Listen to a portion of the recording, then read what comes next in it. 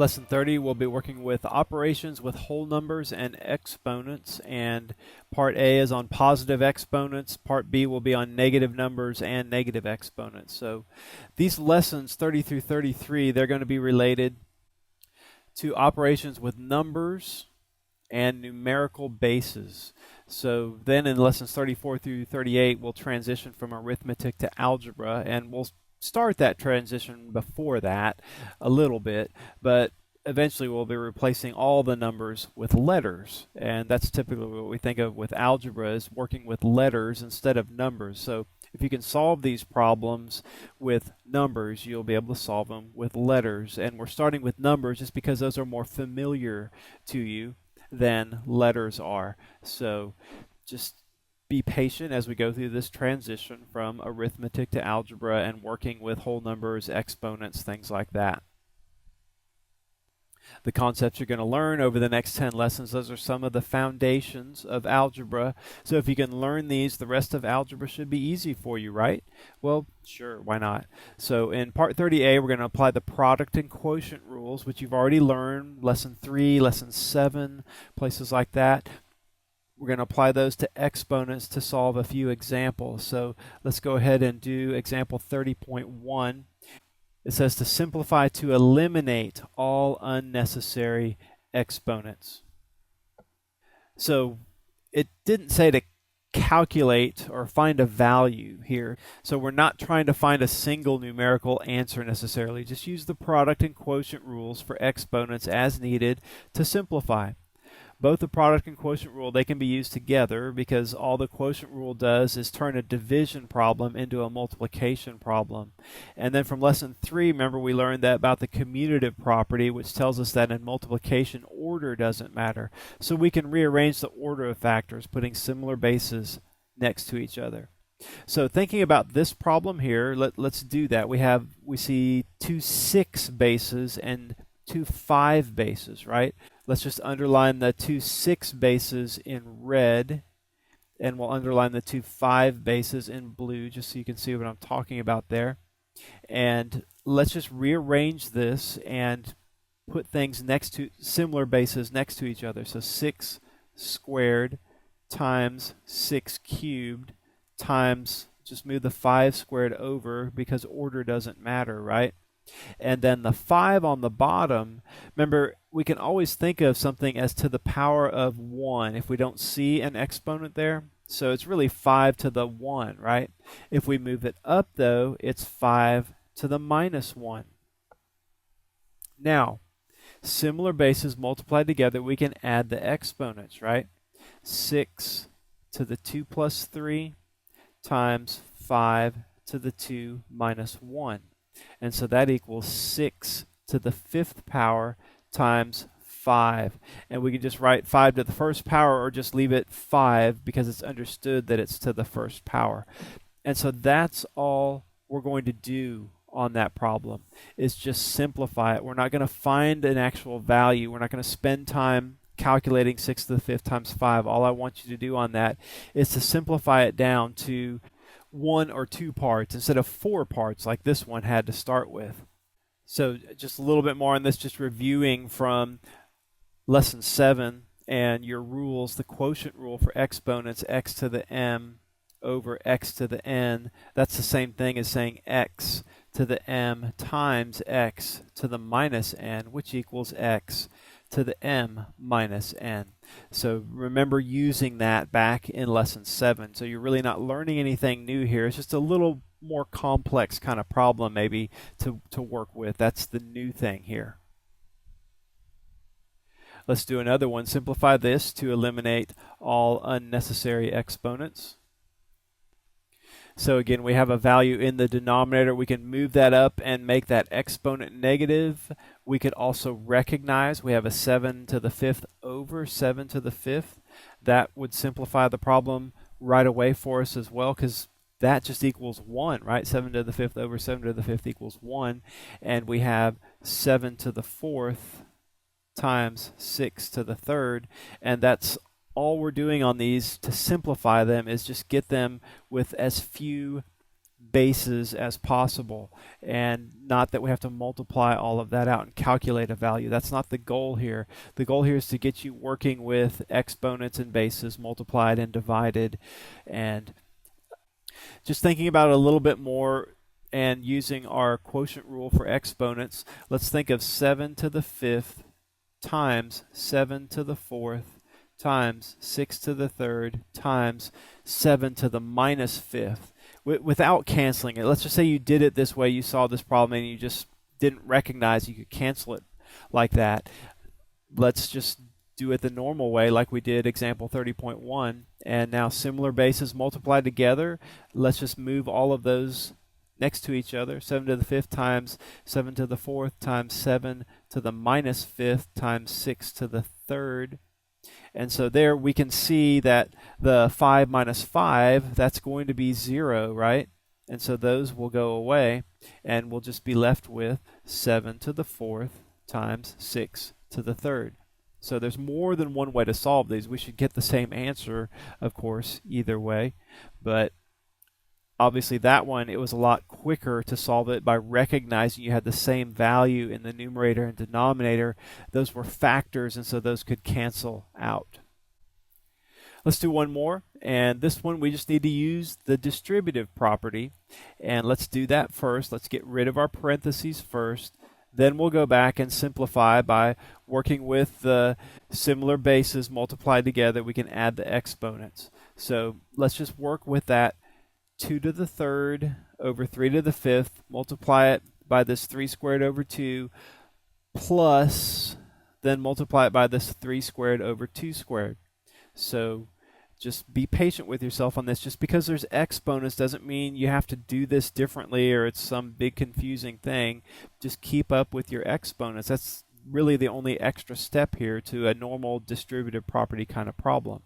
So we'll say 2 to the 3rd times 3 squared over 3 to the 5th times 2, plus, because there's a plus sign between them, 2 to the 3rd times 3 squared again, and then that's over 3 to the 5th times 2 squared. So let's move everything to the numerator now in each of those terms and put similar bases next to each other. So we'd have 2 to the 3 times 2 to the minus 1. So let's just speed this up a little bit. Let's just say 2 to the 3 minus 1 times 3 to the 2. We move that 3 to the 5th up. We're going to have 3 to the minus 5. So that'd be 3 to the 2 minus 5 plus 2 to the 3rd, and we have a 2 squared on the bottom, so that's going to be a 3 minus 2 times 3 to the 2 on top, and then a 3 to the 5th on the bottom. That's going to be a minus 5 again.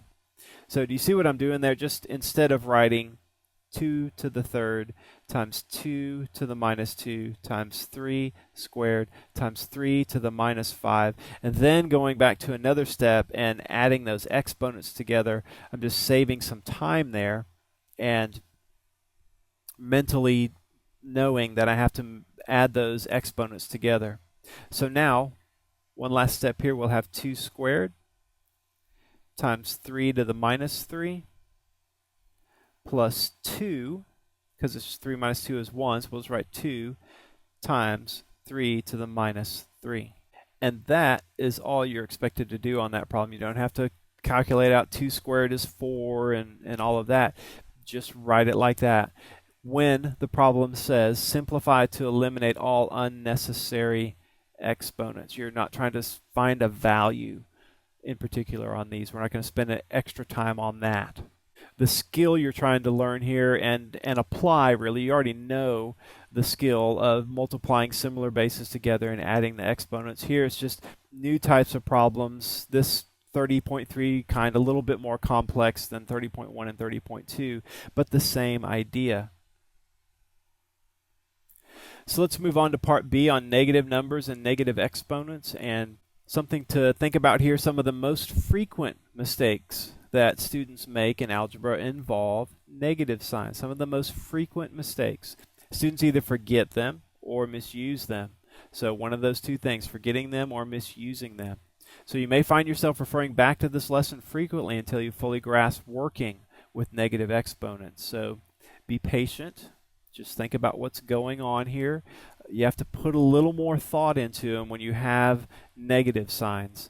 And let's just think about all of these. Now we're trying to write the answer as a number without exponents. So finding a value here, writing the number without exponents. So that's the goal here. So read these problems and answer the way they're asking you to do it. So in A, we need to think about the opposite of 4 squared. What's the opposite of 4 squared? Well, 4 squared is 16, right? The opposite of that is negative 16. So we're not doing negative 4 times negative 4 there.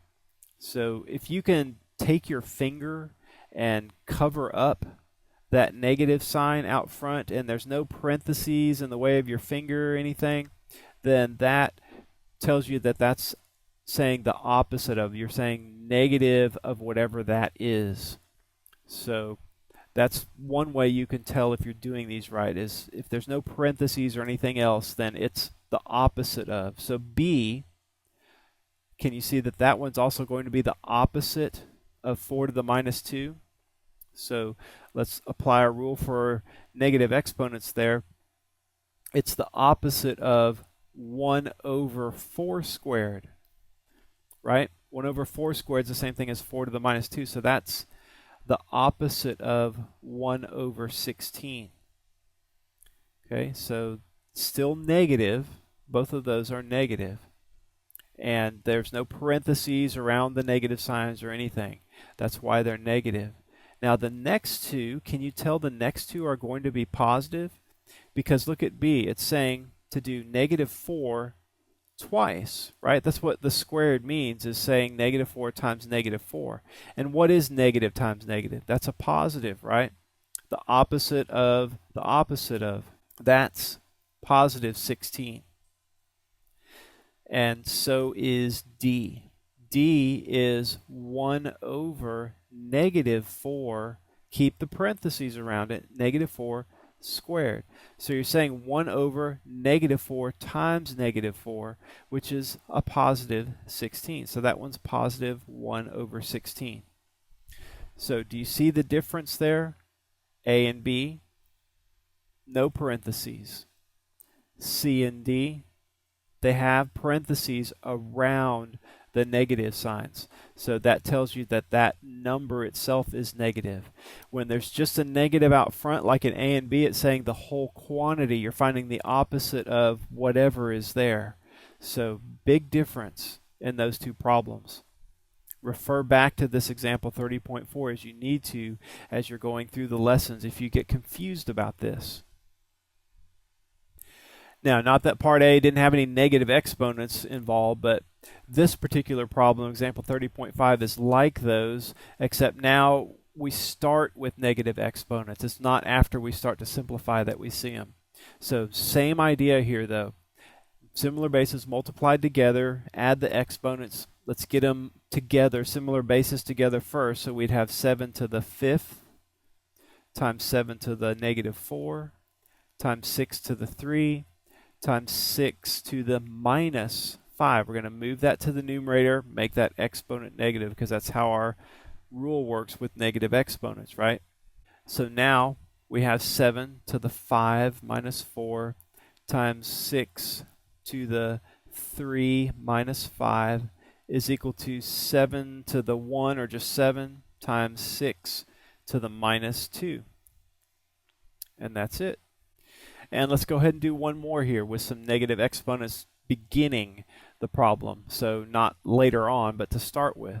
So same idea as in example 30.3, where we're just going to use the distributive property and expand this out to simplify it. So eliminating all unnecessary exponents. Not that we have to eliminate all exponents like we did in 30.4, but just unnecessary ones. So let's just start 2 to the minus 3 times 3 squared over 3 to the 5th times 2. We could think of that as 2 to the 1, right? Minus 2 to the minus 3 times 3 squared again over 3 to the 5th times 2 squared. So let's just move everything to the numerator here. And similar bases multiplied together, we're going to add the exponent. So we'll have 2 to the minus 3 minus 1 times 3 to the 2 minus 5, because that 3 to the 5th comes up, right? And that'll be a minus 5 when it comes up to the numerator. Minus 2 to the minus 3 minus 2 for that 2 squared down in the denominator, times 3 squared minus 5 for that 3 to the 5th in the denominator. So that's going to be equal to 2 to the minus 4 times 3 to the minus 3rd minus 2 to the minus 3 minus 2 is minus 5 times 3 to the 2 minus 5 is negative 3. So that is the simplified form there. So we're applying those product and quotient rules for exponents multiple times to solve these problems. Okay, well that's all for lesson 30.